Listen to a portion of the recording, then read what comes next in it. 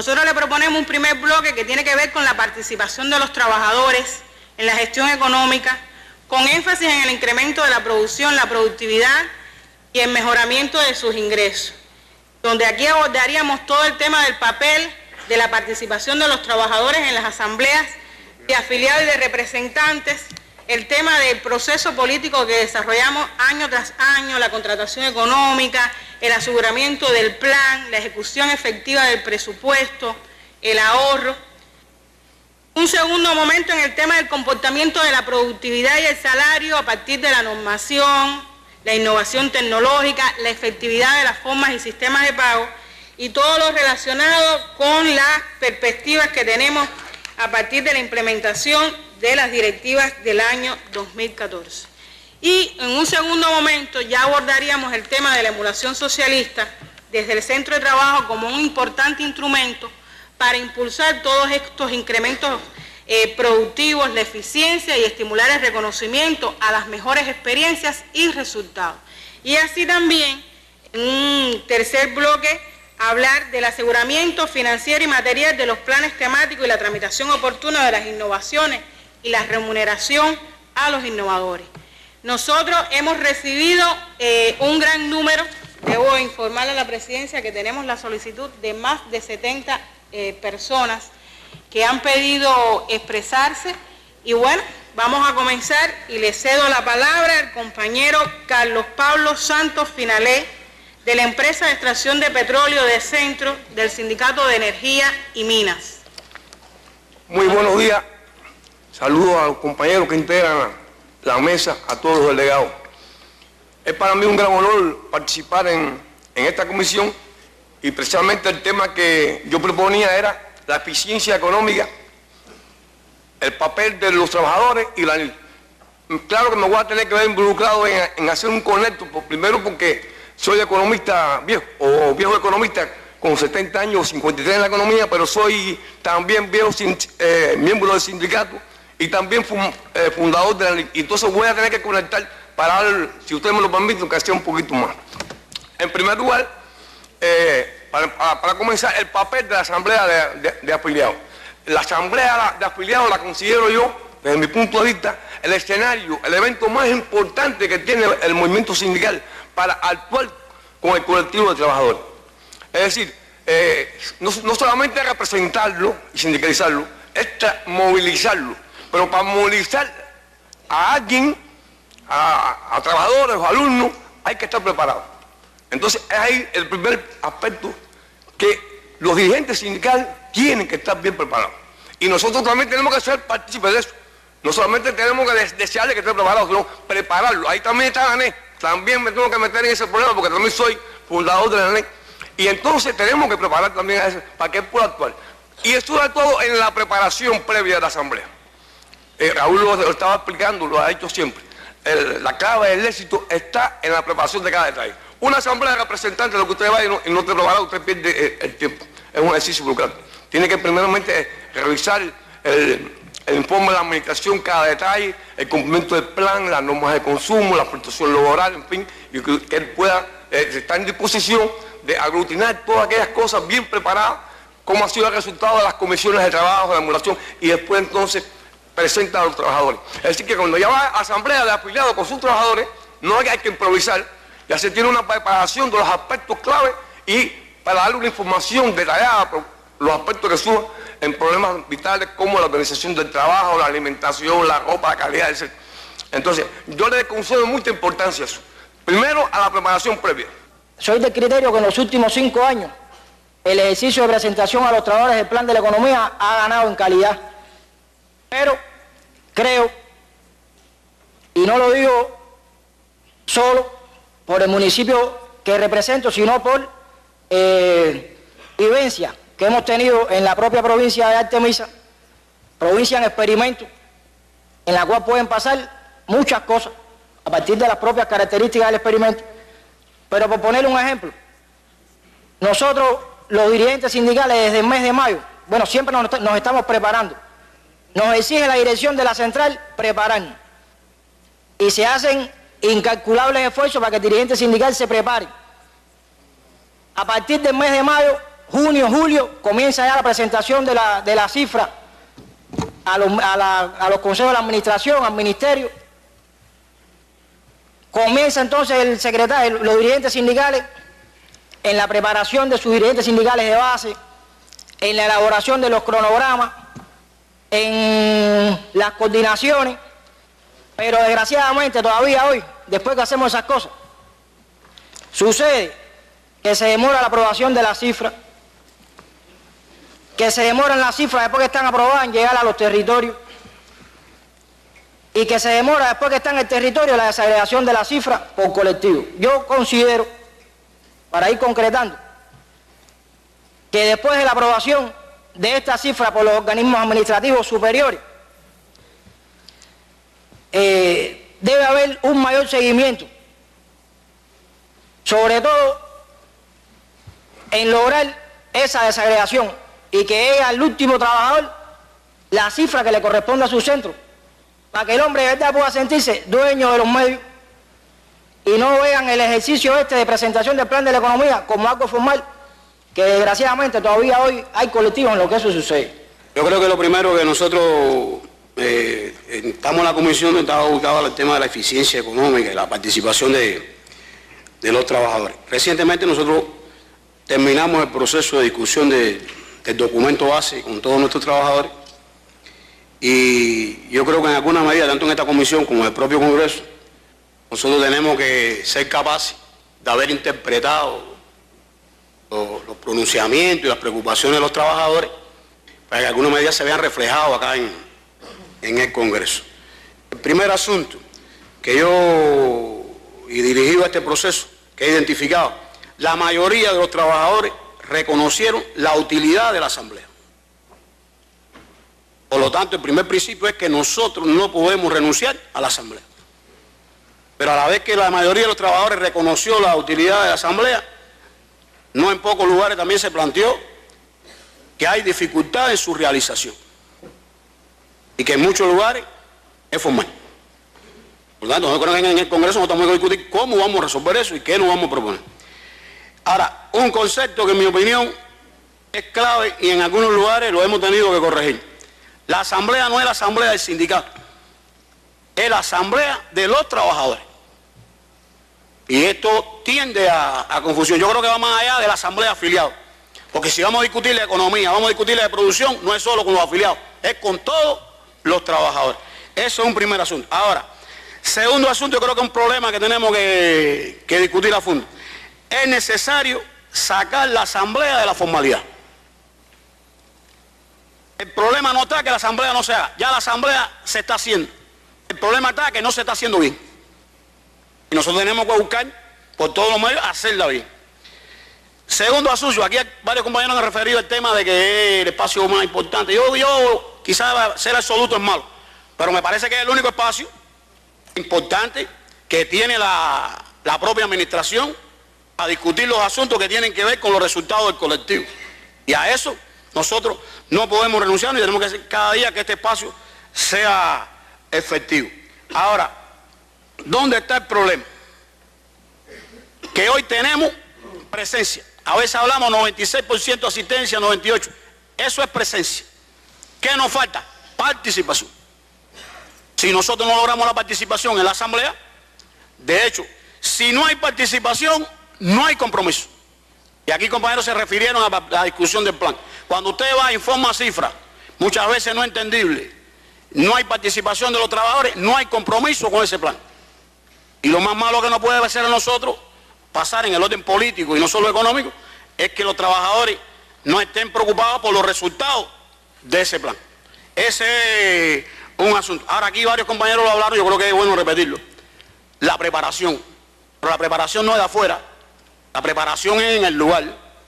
Y le corresponde no solo al sindicato, ahí en el informe se recoge la reunión del Ejecutivo, sí es una parte, pero tiene que sentarse la dirección administrativa y sindical a ver qué es lo que llevamos a la asamblea. Y ese es, en mi opinión, el primer problema que hay hoy. Y que tiene que ver con el problema esencial que tiene la asamblea hoy, que es la calidad. Que tiene su expresión en la participación de los trabajadores en esa asamblea. Que no puede ser solo informativa. porque si no hay participación, no hay compromiso. Y creo que es una idea que vale la pena repetir. El otro asunto está en la respuesta a los planteamientos y preocupaciones de los trabajadores. Si usted da una asamblea hoy y el mes que viene se mantienen las mismas preocupaciones y los mismos problemas, la gente pierde la motivación.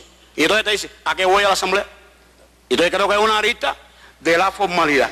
Ahora, a mí me parece que en este asunto de la asamblea, y creo que es una propuesta que hago, yo creo que en alguna medida hay que reglamentar que la dirección administrativa rinda cuenta de su gestión ante los trabajadores. Yo tengo la opinión, la seguridad y el concepto de que la asamblea de afiliados es para que la administración rinda cuenta. No es que debe rendir cuenta, sino si la administración no hace un informe bien hecho en cada departamento, no lo colegian los factores, lo llevamos a la reunión del núcleo del partido, no para que el partido lo apruebe, sino para que los militantes del partido en esa reunión del núcleo se proyecten sobre ese informe, para que después no vayan a hacer planteamientos fuera de orden en la asamblea de afiliados como militantes del partido, porque el militante del partido debe ser el ejemplo. Y después llevamos ese informe a la asamblea, donde la administración tiene que rendirle cuenta de su gestión a los trabajadores. Si no, la asamblea de afiliados no la damos. Si es una asamblea de afiliados formal, donde la administración va a decir cosas que no le interesen a los trabajadores, no la damos. Y yo creo que el informe de la administración no es un informe lleno de cifras absurdas que la gente no conoce, sino de la concreta. ¿Qué está pasando en cada área? ¿Qué está pasando en cada departamento? ¿Por qué no cumplimos? ¿Dónde está la traba? ¿Qué problema existe? Esa tiene que ser la asamblea de afiliados, si no, no vamos a darla. Porque es la rendición de cuentas de la dirección de esa área del departamento, y en el caso de la asamblea de representantes, de la dirección de la empresa a los trabajadores, que son los que producen, que son los que prestan el servicio, que son los que están en el día a día. Y esa es la opinión que tengo. No es que la administración vaya a hacer información, sino que rinde cuenta a sus trabajadores, porque está obligada a hacerlo. Y si no lo hacemos así, no la vamos. Pero hay una realidad, que es que hay que interactuar. Es decir, la asamblea, también si el informe no sirve, porque las cifras, como tú dices, son enredadas. Bueno, la asamblea es para eso. Mire, en la próxima asamblea, compañero director, haría falta que sobre esto usted lo dijera más claro, que agregara tal cosa que no se ha dicho en esta, que vaya ir perfilando lo que también los trabajadores saben que ayudarían a mejorar aquel informe que está haciendo el administrador, que puede faltar algo o extenderse en algo que es innecesario. Es decir, hay que interactuar, no es que se pare el administrador a decir esto y esto y esto. Bueno, si lo entendieron bien y si no también. No, hay que ayudar. No es tampoco ir a exigir, porque en la administración también tiene problemas. Hay veces que tampoco lo puede resolver. No, hay que entender eso. Cuando no es así, porque hay una negligencia, porque hay una falta, porque hay algo que ha sido imperfecto, que no se ha hecho bien. Mire, eso no se hace por esto. Y ver cómo participan los trabajadores, porque lo que tú dices es verdad. Ahí lo que hacen, todo lo hacen los trabajadores. Toda la responsabilidad y todo lo que después en la práctica va a suceder, lo van a hacer los trabajadores. El administrador podrá tomar tales medidas y más cuáles medidas, pero lo que lo concretan aquí son los trabajadores, y los trabajadores tienen que ayudar a ese informe que hace el administrador. Y que si lo hizo mal en este mes, el mes que viene lo haga mejor, y lo vamos perfeccionando hasta que haya realmente ese tipo de actuación, ¿no? Como dije, de que haya una relación de lo que dice la administración, lo que dicen los trabajadores, porque lo que persiguen los dos es que el centro avance, que se resuelvan los problemas que hay ahí. Eso es lo que hay que buscar. Yo quiero hacer un pequeño comentario, porque desde que me dijeron que iba a participar en esta comisión de la eficiencia y esas cosas, me puse a revisar documentos escritos. Ahora me puse a leer todos los documentos que están aquí, los informes que ha presentado todo el mundo. Y uno empieza a revisar todas esas cosas. Y uno dice, ¿qué falta por decir? ¿Qué falta por decir? Esa es una pregunta que nos tenemos que decir, porque hay cantidad de cosas escritas. Y nuestro general en una ocasión me llamó a reflexionar con todos los pensamientos de nuestro comandante jefe. que fue capaz de prevenir todo, ir diciendo qué podíamos hacer y qué no, y una pila irresponsable no cumplimos con lo que decía. Y entonces durante estos 54 años de revolución, nosotros hemos tenido una enseñanza en esto de la eficiencia, la productividad. Hay para escribir 100 libros en Cuba. Entonces verdaderamente yo pienso que tenemos que reflexionar sobre esas cosas. Le voy a hacer un pequeño comentario de la cooperativa. Esta cooperativa está ubicada en Caimito, en la provincia de Artemisa. Era citrícola netamente, y a partir de un grupo de cosas que han sucedido, se ha diversificado en muchísimas cosas. Y estamos ahí guapeando y echando para adelante e invirtiendo dinero para que la cooperativa no se pierda. Son de las cosas más importantes de los retos de nuestros trabajadores. ¿Y cómo lo hacemos? Haciendo todo lo más posible eficiente en nuestras producciones. ¿Cómo hacemos reservas para nosotros poder seguir adelante y no quedarnos sin nada y solamente no vivir del banco? No, pues el banco no da dinero. No, tenemos que tener nuestra reserva, nuestra conciencia hecha con los cooperativistas sobre este tema. Y bueno, esta cooperativa va avanzando. Hoy su mayor producción está en el fomento, pero tenemos muchísimos relones que hoy producimos. Ya se introdujo hasta la producción de abejas dentro de la cooperativa para mejorar los rendimientos y a partir de ahí contribuir también a lo que necesita el país. Porque la abeja mejora un 30%, un 20% según el cultivo de los rendimientos para la polinización. Y hemos ido buscando estrategias y demás. Muchos compañeros lo han visitado y nos falta mucho por hacer. Nadie aquí se puede, aquí cepillo el ombligo no se puede nadie. Aquí lo que hay que trabajar como loco y hacer y conciencia con las personas.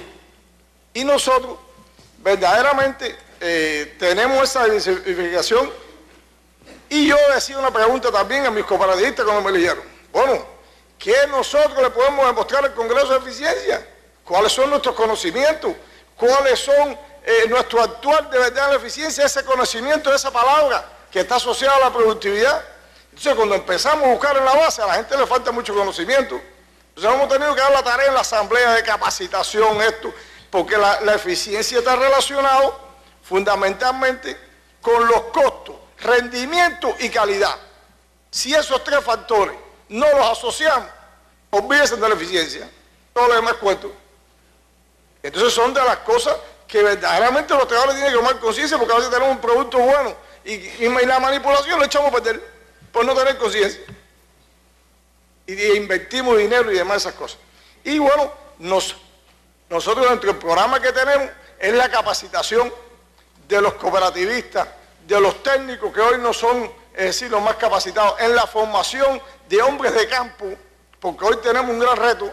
Hoy tenemos que formar hombres de campo y tenemos que tener paciencia, tenemos que tener ideas, tenemos que tener creatividad, porque un hombre no se forma en un día. Entonces hoy tenemos los hombres en la ciudad y los tenemos que dar al campo.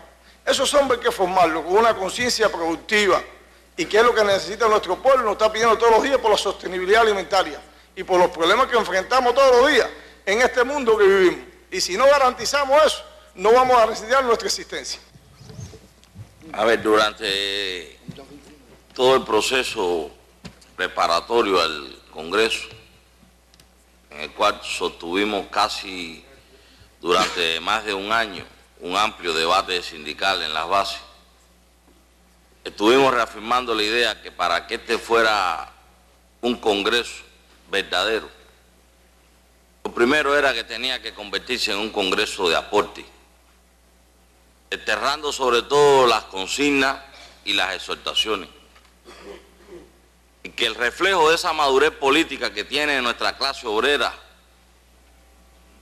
fuera justamente demostrada en la capacidad de convertirse en una organización que, como resultado de dirigir a los trabajadores, de organizarlos y movilizarlos hacia el propósito de alcanzar la eficiencia económica, tuviésemos la capacidad de poner a flote las extraordinarias reservas que en términos de productividad y de eficiencia, hoy todos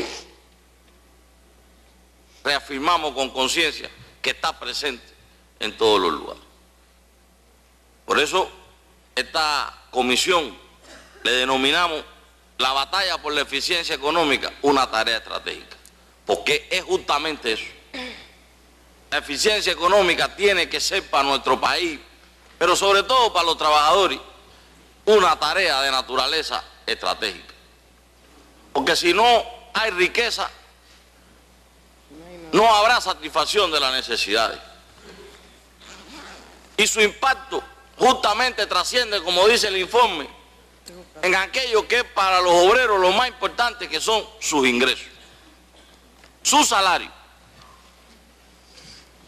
Año por año vamos a la Asamblea Nacional a escuchar allí las críticas de nuestro presidente. Se importan más de 2.000 millones de dólares en alimentos. Y se ponen los ejemplos de un grupo de renglones que se pueden producir en el país. La leche, los frijoles, la carne, el arroz. Se nos vuelve a señalar allí los incumplimientos en la zafra azucarera. Se nos señalan los atrasos en los procesos inversionistas que año por año se dejan inmovilizados cientos de miles de recursos financieros y materiales porque no se ejecutan las obras planificadas. Y si nosotros somos los que conducimos a quienes tienen la responsabilidad mayoritaria de la producción de esa riqueza, porque aquí riquezas materiales, no la de los porcientos, estoy hablando de la riqueza que ve el ciudadano en el plato, que ve en la vida práctica, todos los días, el sector cooperativo y campesino, que la tiene ahí, pero la producción más importante, industrial, manufacturera de este país, la hacen los trabajadores. Entonces nosotros tenemos que comprender ese asunto.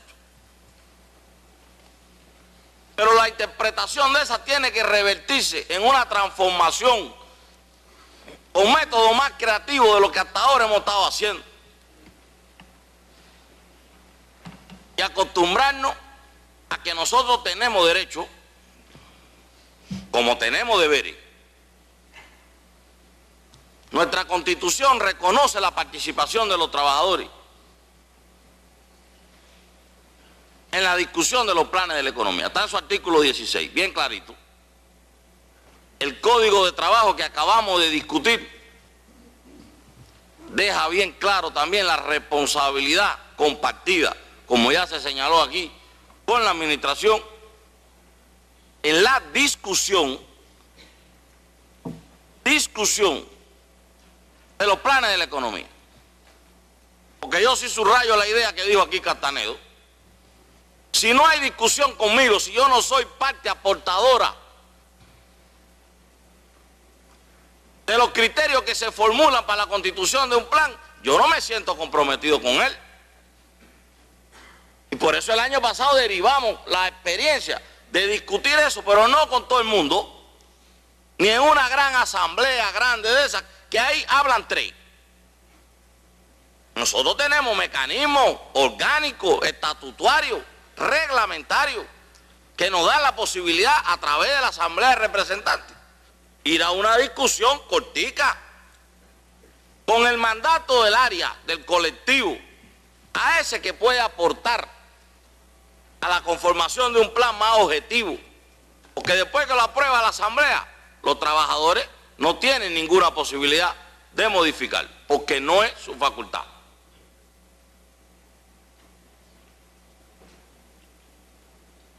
Y aquí hay muchos ejemplos. Ustedes ven los ejemplos de esta VPC. Yo quisiera que tuviéramos el 30%, como la de Desembarco del Granma, o como otras que están aquí, la de Armandito Tabacalera, por ejemplo, ahí en Alquiza, la Felipe Herrera, y muchas otras. Pero la verdad es que del 1.000.000 de tierras ociosas que todavía quedan en este país, 400.000 están en la VPC.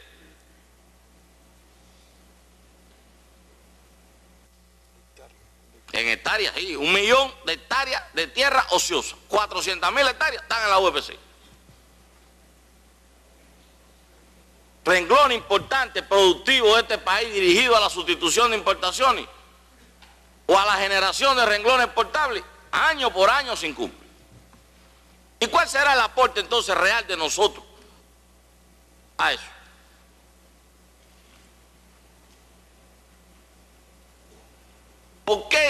avanzamos en el perfeccionamiento empresarial, como dice el informe, cuando eso viene de un acuerdo del cuarto Congreso del partido? Porque no hay certificación de la contabilidad. ¿Y por qué no hay certificación de la contabilidad? Que es lo básico para una empresa. Cuando vamos a los fundamentos, la inmensa mayoría de las razones tienen un carácter subjetivo. Que si hay producciones ficticias, que si hay medio básico que no sé, que si hay cuentas por cobrar y por pagar, no conciliadas. Y nosotros entonces la pregunta es, ¿por qué esos no son los asuntos que se discuten, inventario ahí de lento movimiento o ocioso? ¿Por qué esos no son los asuntos que el movimiento sindical pone a flote ahí como resultado de su voz propia, de formular una opinión colectiva? Es que no tenemos la capacidad de que los que nosotros mismos dirigimos o tenemos organizados como afiliados elaboren la propuesta. Y yo acuñé mucho por ahí la frase que nosotros elevaremos nuestra autoridad como movimiento sindical si no solo planteamos reivindicaciones o demandas. Tendremos autoridad primero ante la administración y después ante nuestro propio afiliado si demostramos tener la capacidad de proponer la solución, la alternativa ante esos problemas. Eso nos dará fortaleza como clase dirigente de los trabajadores. Ya no hay un sindicato de barricada aquí de dar metiendo discursos. El sindicato tiene que formularse una opinión y prepararse. Tiene que dominar los elementos económicos, tributarios, jurídicos, para poder discutir con fuerza ante la administración. Sí, discutir. Y si no estamos de acuerdo, tenemos que también tener ese escenario, porque no siempre hay que estar de acuerdo con lo que se nos dice, cuando, sobre todo, sea injusto o no se tiene todos los argumentos. Y nosotros tenemos que tener la capacidad para argumentar las cosas que defendemos. Ese será el aporte esencial a esta batalla de la economía. Repito, que es nuestro principal problema hoy. Año por año ahí nos señalan las empresas con pérdida. En el grupo gubernamental este de perfeccionamiento, que su vicepresidente, el compañero Carvajal, que está aquí, a uno le da pena allí, cada vez que tiene que aprobar o levantar la mano para respaldar que salga una empresa de perfeccionamiento, con la consiguiente afectación salarial a los trabajadores. Pero cuando yo trato de argumentar, la representante de la Contraloría me hace así y me saca allí los elementos. Han salido el año pasado 31 empresas suspendidas en el año 2013. ¿Cómo es eso? Y nosotros no hemos sentido realmente de abajo una discusión profunda de ese asunto.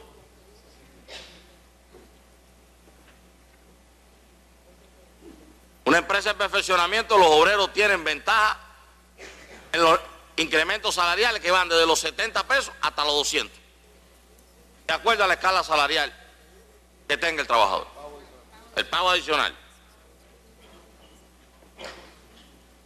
Entonces nosotros tenemos que de verdad ponernos las pilas.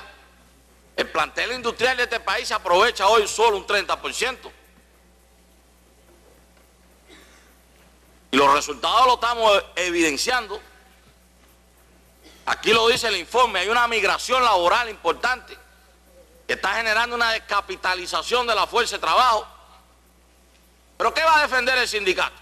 Entonces, ¿que demos más dinero sin resultados productivos?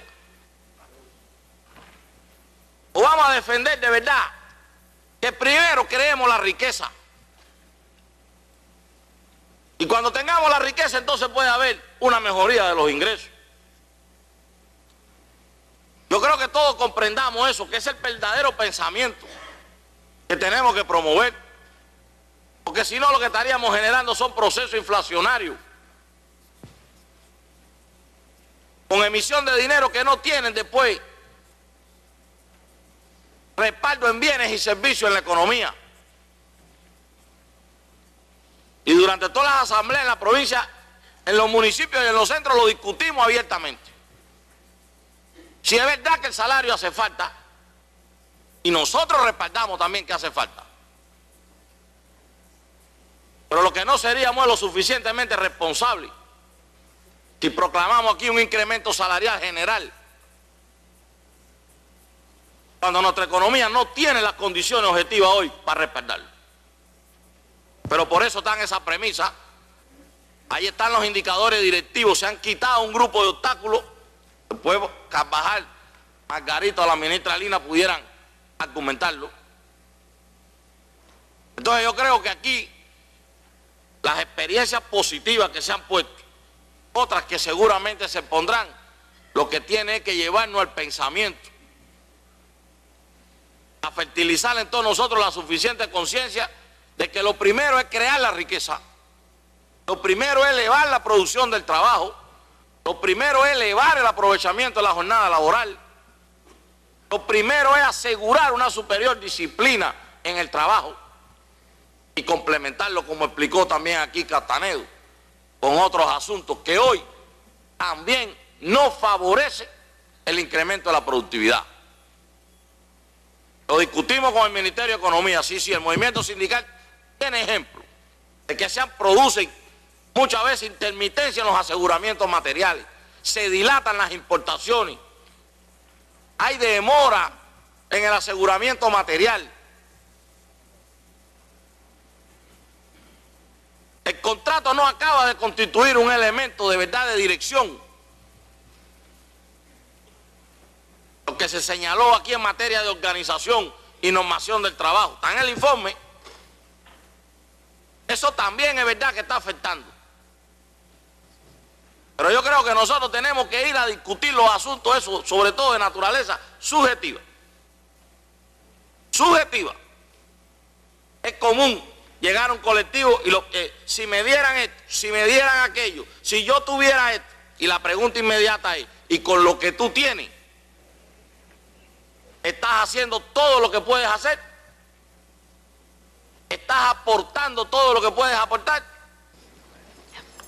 Bien, buenos días para todo el plenario. Nos referíamos fundamentalmente al desarrollo y a la exportación, en este caso del cítrico, para nuestra importancia en el país. Hablábamos de la importancia que tenemos hoy los dirigentes sindicales y del papel que debemos jugar cada uno de nosotros a la hora de intercambiar con cada uno de nuestros colectivos. Sabemos la importancia que tiene hoy crecer en el desarrollo de los fondos exportables, decíamos, en este caso el cítrico. Y hoy llegamos a nuestros centros, sabemos que hoy el precio tanto de la naranja como la toronja subieron en relación al año 2013 y entonces evaluamos en nuestros centros. Hoy realmente esta subida de precio motiva la producción, claro que debe ser así. Sin embargo, todavía tenemos colectivos que no interiorizan este sentido y al ver que es mayor precio, quizás en unos momentos entregan menos producciones. Y ahí es donde tiene que jugar el papel fundamental el dirigente sindical, que tiene que intercambiar con la base, que tiene que evaluar que estos temas de ingresos menos gastos que dan la utilidad es lo único que va a permitir cumplir con que nuestro país crezca año por año con el Producto Interno Bruto. Y para eso estamos cada uno, y vuelvo y repito, de nuestros dirigentes sindicales, llegando a la base, tocando el fondo y evaluando estos temas. Por ejemplo, usted llega a una sección sindical y te explica, hoy nos falta la maquinaria, hoy quizás no tenemos el combustible, pero usted dice, mira la de al lado, tiene los mismos problemas o las mismas dificultades. Sin embargo, cumplen con sus planes de producción, cumplen con la siembra y cumplen con la exportación, tanto con destino a la industria como de frutas frescas. Y entonces, ¿a qué conclusión uno llega? Es el hombre, es usted, es la labor, la responsabilidad que tenga usted cada vez que usted vaya a llegar al área y producir. Y ese es el sentir que tenemos sobre todo los citricultores cubiteños de cuánto hay que hacer y cómo llevar a la reflexión, no solo llegar a un plenario y pedir qué nos falta, sino qué no estamos haciendo o qué acciones nos faltan para concretar los resultados productivos que hoy requiere nuestro país. Las labores diarias y los resultados que tienen día a día no siempre permiten que un trabajador del sector agropecuario pueda llegar hasta los 65 años rindiendo como mismo pueden hacerlo los de otros sectores. Muchas gracias. El tema mío que quisiera traer ante el plenario es el siguiente. Soy cafetalera, me llamo Virgen Martínez y Fernández, procedo de la procesadora de café Guantánamo, especialista de gestión de la calidad. Quizá me vean un poco desvinculada del tema que traigo, pero en realidad los caficultores, cacaoteros, forestales y cocoteros somos una sola familia, desde el productor hasta el exportador. Por eso, aunque mi empresa goza de tener dentro de la rama caficultora elevados niveles de eficiencia y eficacia, nos preguntaba don Nacimiento, ¿me traes alguna respuesta de cómo lograr que el café que vale hoy como promedio $5,000 podamos incrementarlo? Le decía sí. Y la primera respuesta es de la procesadora Café Alto Serra, que es capaz de haber sostenido durante 13 años consecutivos su condición de empresa en perfeccionamiento empresarial, de haber sido una empresa con resultados relevantes que ha llegado a ser representante de más del 80% de la exportación del país desde la provincia de Guantánamo. Pero ¿cómo se logra? A través de los sistemas de gestión implementados conjuntamente con el perfeccionamiento empresarial, más la resolución 60, que es nuestra forma de actuar en conjunto para lograr eficiencia, eficacia y métodos de trabajo, desde el primer trabajador hasta el último dirigente, que también es trabajador igual que nosotros. El tema, ¿por qué menos café? ¿Qué está pasando hoy en las montañas? ¿Qué vamos a hacer para lograr revertir lo que está sucediendo? ¿Cuándo podemos hablar ante este plenario ya de recuperación cafetalera? Decían los santiagueros en el tren, como algo jocoso, pero que viene muy bien al tema: es ahora, es ahora, es ahora. Ese es el lema nuestro, es ahora. ¿De qué manera? Miren, nosotros tenemos una situación que queríamos que lo conociera, aunque es de conocimiento de la parte de la agricultura, pero llevarlo al resto de los trabajadores del país.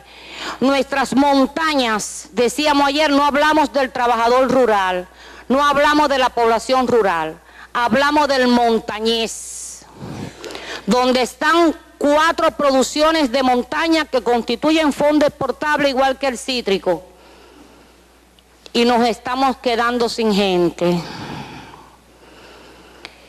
Esos productores hoy por hoy están emigrando. Estadísticamente no han salido de su municipio, ha crecido la población, pero hacia asentamientos más cercanos a las cabeceras de los municipios, o quizá buscando aquellos servicios que nosotros por política de reordenamiento le hemos quitado.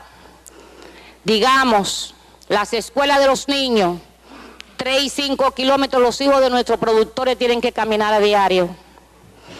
Digamos, el problema de reorganización y ordenamiento del sector de la salud, consultorios médicos, policlínicos, hospitales, concentrados en la capital del municipio. Por supuesto, los viales y el transporte no permiten el traslado de ellos constantemente. Digamos, las edades de lo que quedan en esas montañas, edades que van por lo general por encima de los 55 años de edad. Solamente un 13% está entre 18 y 30 años. No hay capacidad de reemplazo. Los hijos bajan a los padres, se quedan las plantaciones abandonadas. Hemos crecido en la siembra, cierto, pero en el café, que no es el que tiene más valor en el mercado internacional, que es el que está allá arriba, el que estamos perdiendo. ¿Cómo podemos nosotros lograr revertir eso? Con 4 cosas fundamentales que hemos traído a propuesta, que son: primero, reintegración de la población serrana, técnicos y profesionales de la agricultura a las actividades montañesas en condiciones de misión nacionalista. Tratamiento diferenciado a la población de regreso hacia la montaña. Hablamos de reimpulsar. Tener en cuenta que hoy por hoy la inversión en el caso del café solamente, como vimos ayer, es el 2% de las inversiones planificadas para el año, que en comparación con otras es casi cero. Urge reimpulsar la inversión en la actividad cafeicultora. Hablábamos también de la necesidad que tenemos los caficultores de urgencia de que nosotros podamos contar con todo un equipaje de transporte tecnológico para mover el café en la montaña, disminuir pérdida por concepto de calidad y aumentar grano comercializable. De la misma manera, recordemos que somos alimentos, además, y que nos exigen los mercados internacionales, inocuidad alimentaria. Para eso también es necesario transporte tecnológico. Hablamos además del reordenamiento, que sería reordenar cada uno de los lugares que se están ahora utilizando en plantación de acuerdo a las variedades de mayores potenciales productivos de calidad exportable, no solamente de aumentar producción. Y por último, entonces, podremos estar hablando ante este plenario lo más pronto posible de una recuperación de la cultura cafetalera en las montañas del Alto Oriente. Muchas gracias. Ese era mi planteamiento.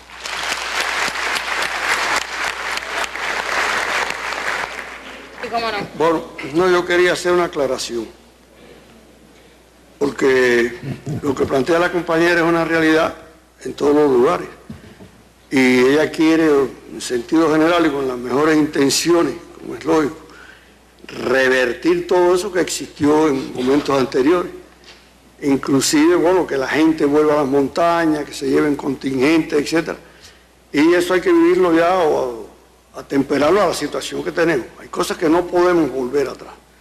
Inclusive hasta hemos hablado ya hasta de, bueno, a ver si podemos sembrar café en el llano, que hay otros países que tienen café en el llano, no para abandonar eso totalmente, pero para ir buscando soluciones ya de futuro, porque hay cosas que no vamos a volver a tener eso que tuvimos en determinado momento. Es imposible, la gente se va, es verdad, tienen otra cultura, tienen otras posibilidades, y eso hay que buscarle otra fórmula, otras soluciones.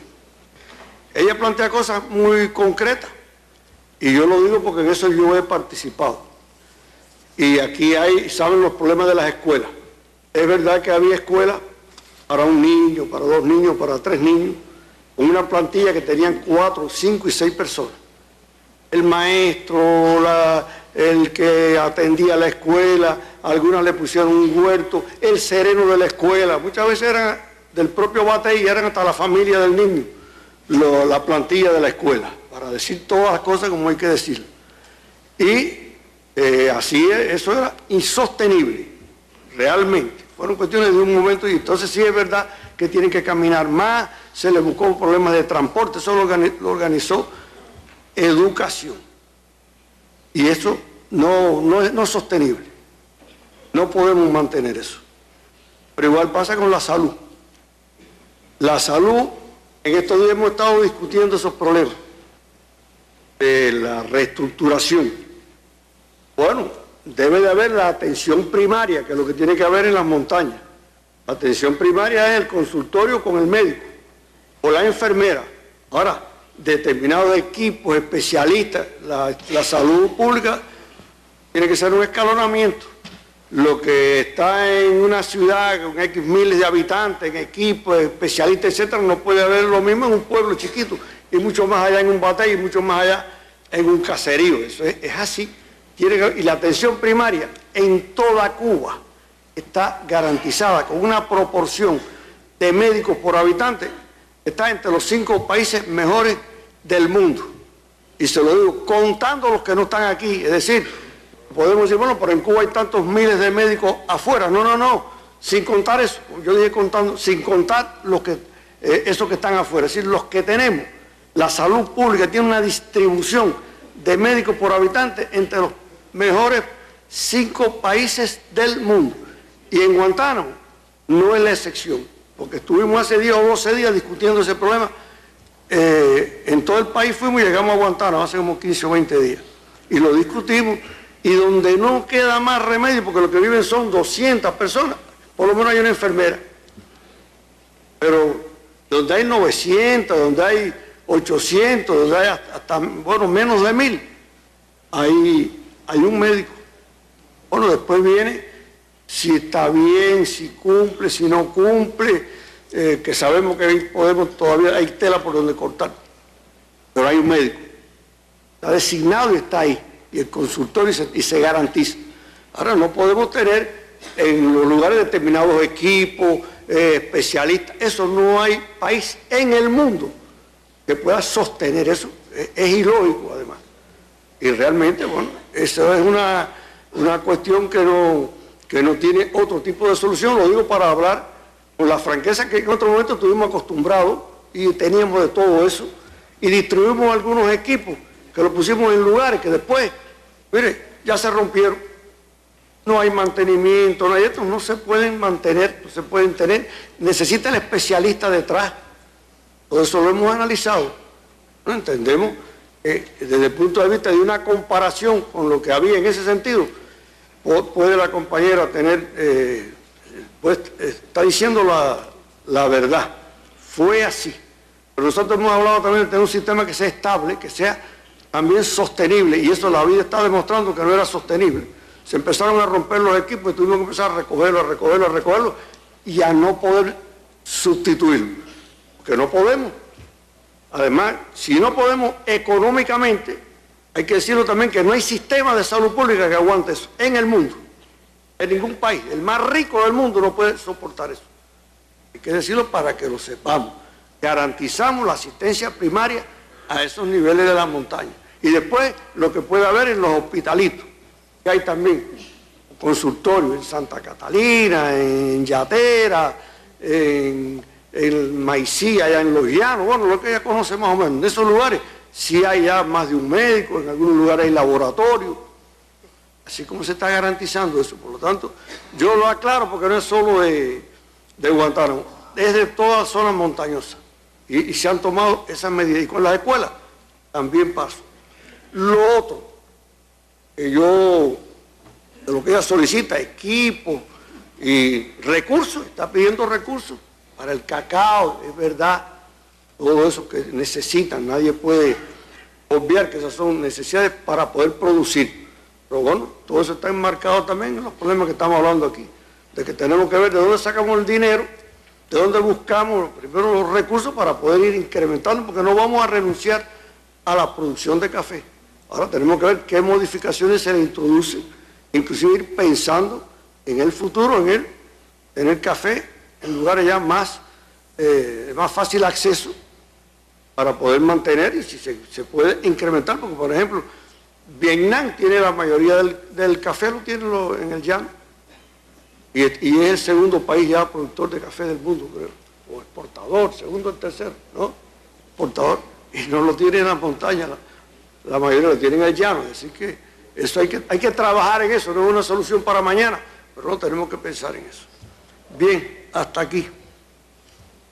El artículo 123 del Código de Trabajo, aprobado en Asamblea, señala o ratifica, porque bueno, hubo un momento de discusión, bastante bueno el año pasado, ratifica que las empresas a partir de las utilidades, después de pago de impuestos y cumplidos los compromisos con el Estado y los requisitos establecidos, pueden crear un fondo de estimulación de los trabajadores.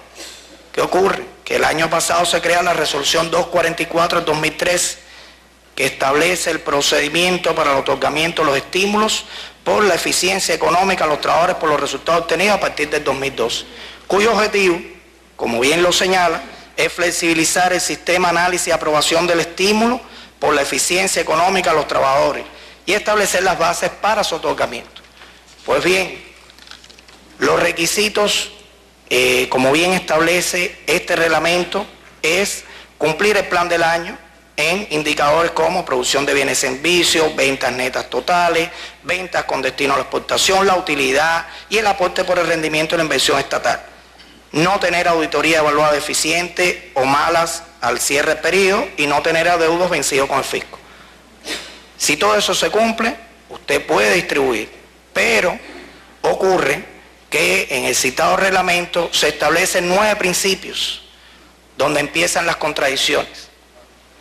Porque si lo que estamos es creando un reglamento que va a favorecer la distribución y la estimulación de la eficiencia, No entendemos que por qué si los requisitos que demanda el país, esos requisitos son más que suficientes para reconocerla a la empresa eficiente, ¿por qué condicionar entonces este estímulo de la eficiencia económica solo a empresas en perfeccionamiento empresarial? Démosle autonomía a las empresas para que decidan si distribuyen los 3, 6 o 10 salarios, siempre que no se pasen del 30% establecido. Y concluyo diciendo, como bien señalaba Ulises Gilarte, nosotros, el sindicato, no está para repartir hoteles. Lo que estamos es para defender que se nos pague un salario digno para que nuestros trabajadores puedan con su salario ir en las vacaciones con su familia a los hoteles sin que nos los regale nadie. Muchas gracias.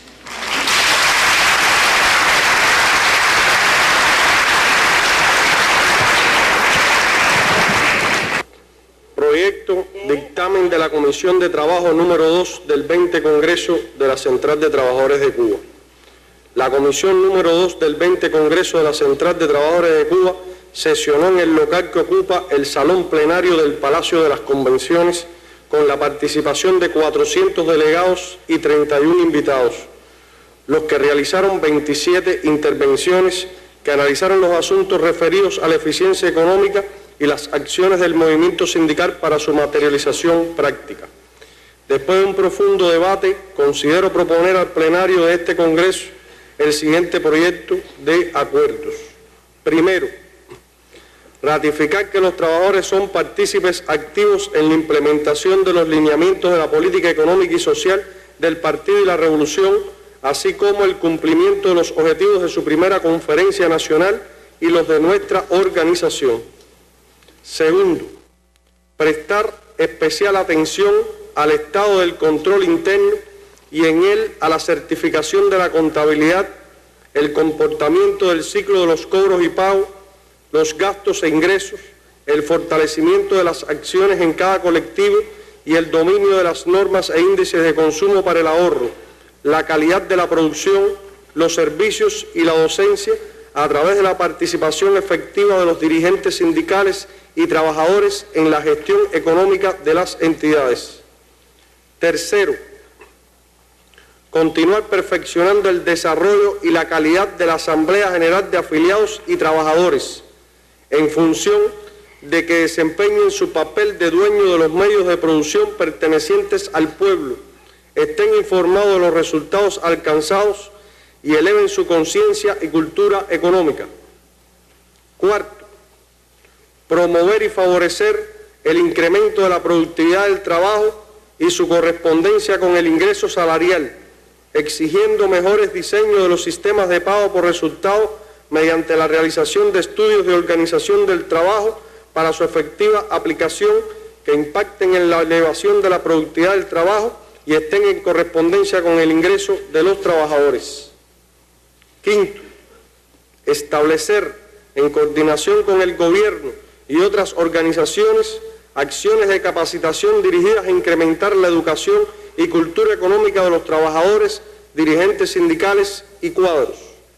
Sexto, fortalecer la planificación de la actividad innovadora, priorizando los planes temáticos de manera tal que los innovadores puedan participar en la solución de aquellos problemas que limitan el cumplimiento del objeto social en cada entidad y con ello sustituir importaciones, contribuir al incremento de la productividad del trabajo o al ahorro de todo tipo de recursos como lo demanda la economía. Séptimo, requerir en los consejos de dirección y en otros escenarios la ejecución efectiva de los presupuestos para inversiones, alimentación, mantenimiento y adquisición de medios de trabajo y de protección que tengan la calidad requerida. Octavo, exigir el cumplimiento de los reglamentos para la organización de la emulación socialista en los centros de trabajo y promover los movimientos emulativos o productivos en las actividades de los sectores primarios de la economía que lo requieran con el propósito de impulsar la productividad y la eficiencia. Noveno, tomando en consideración lo refrendado en el nuevo Código de Trabajo referido a la participación de los trabajadores en la elaboración, ejecución y control de los planes y el presupuesto y lo planteado por estos en la discusión del documento base, solicitar al Gobierno la instrumentación mediante norma legal de la responsabilidad estatal para su cumplimiento. Décimo, a partir de los principios planteados en el lineamiento número 19, referido a la utilidad disponible en la empresa después de impuestos y de las obligaciones estatales, se tenga en cuenta en su implementación la estimulación moral y material de los trabajadores y colectivos laborales con altos y sostenidos resultados. Décimo primero, recomendar a la Comisión de Implementación de los Acuerdos del Sexto Congreso del Partido se incluya la actualización de la Ley 38 de Innovación y Racionalización, dado en La Habana a los 22 días del mes de febrero del año 2014, año 56 de la Revolución.